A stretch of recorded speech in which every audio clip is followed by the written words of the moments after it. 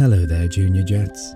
As the sun softly sets and the sky fades into a warm, gentle orange, it's time to relax and get cozy. Let's settle in for a special adventure together. Close your eyes, take a deep breath, and imagine you're floating high above the clouds, ready to visit incredible places and meet new friends along the way. Are you ready? Let's see where our journey will take us tonight. The sleek JJ-1 jet rests quietly by the runway, ready for takeoff. Inside the JJ-1, Jackson, Malik, Iris, Grace and Lucas sit excitedly, their seatbelts snugly fastened, ready for the next adventure. Pilot Ollie looks at the map on the screen. Junior Jets, today we're flying to London, the capital city of England. The screen lights up with a colourful map, zooming in on London. We have a very special mission, said Pilot Polly. The screen shows a picture of a beautiful palace. You are invited to Buckingham Palace. This is where the King of England lives. Your mission is to help with the royal tea party and protect the King's crown. The Junior Jets smile and press their Aviatron watches. Beep, mission accepted, they said together. With a loud roar, the JJ-1's electric engines start. 3, 2, 1, chocks away, says Pilot Ollie. And off they fly, high up into the sky. When they arrived in London, the Junior Jets stand outside Buckingham Palace. A royal butler walks over and greets them. Welcome, he said. I have been expecting you and have a list of jobs for you all. Pilot Ollie and Malik, you must guard the gates. Pilot Polly, Grace and Lucas, you will help make the tea party food. And Jackson and Iris, you have the most important job, guarding the royal crown. The Junior Jets synchronize their Aviatron watches with a loud beep. Mission accepted, they all say, as they head off to start their jobs.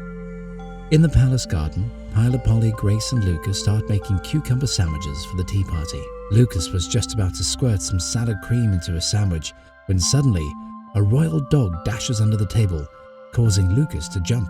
Whoa, he shouts, accidentally squirting salad cream all over Grace. The mischievous royal dog, a corgi, snatches a cucumber sandwich off the table and runs away with it.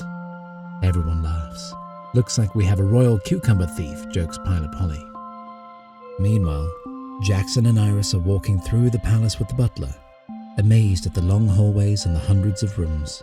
There are 775 rooms here, the butler said proudly, as he gives them a guided tour on the way to the crown room. Inside the crown room, the crown sparkles as it sits on its special stand. The crown is very valuable. You must guard it well, the butler tells him. Suddenly, a tea party manager rushes in, flustered and out of breath. Stop right there, says Jackson in a stern voice. He loves being a guard. We're running late, says tea party manager. The royal corgi knocked over a tray of sandwiches, and I need someone to serve the Victoria sponge, a cake famously named after Queen Victoria. I'll calm the corgi, says the butler, pulling out some bone-shaped dog biscuits from his pocket. I can help serve the cake, says Iris, rushing out of the room with the tea party manager. Leaving Jackson as the lone guard for the crown, Jackson stands watch. But soon he starts to get bored. I wish I could see the tea party, he says to himself. I really fancy a bit of cake too. Sneaking out for just a moment couldn't hurt, right? Jackson sneaks out of the room, leaving the shiny, priceless crown all alone. While he's gone, someone quietly sneaks into the crown room. They tiptoe over to the crown, look around, and quickly grab it off its stand. Out in the garden, Malik and Pilot Ollie were marching around to entertain the guests, while the others were busy making sandwiches. Suddenly, Jackson appears. Jackson, you're supposed to be guarding the crown, shouts Pilot Polly. We need to get back to the crown room, pronto. Realizing his mistake, they all race back to the crown room, only to find the crown was gone. Oh no, gasps Iris. Someone has taken the crown. We need to find it, fast. The guests are expecting to see it, says Malik. Jackson notices a trail of red rose petals and tiny bone-shaped biscuits on the floor. Look, whoever took the crown had a red rose and bone biscuits. Jackson gasps and looks at everyone, suddenly remembering something. The butler, he says. He had a red rose on his jacket, and he was going to give the corgi some biscuits. Let's go find him.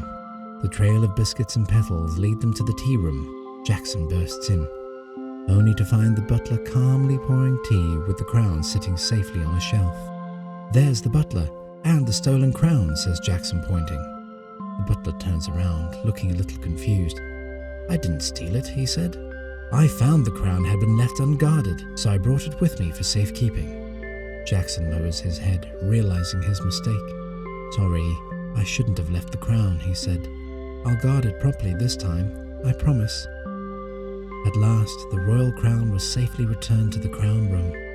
Well done, Junior Jets, said the butler. The crown is safe, the royal corgi is happy, and the tea party was a huge success. The Junior Jets raise their Aviatron watches and proudly shout, Mission complete. And with that, Pilot Ollie, Pilot Polly, and the Junior Jets head back to the JJ-1. The Junior Jets are really tired and soon drift off into a peaceful sleep. Their dreams filled with palaces, sparkling crowns, and the endless adventures waiting to be discovered.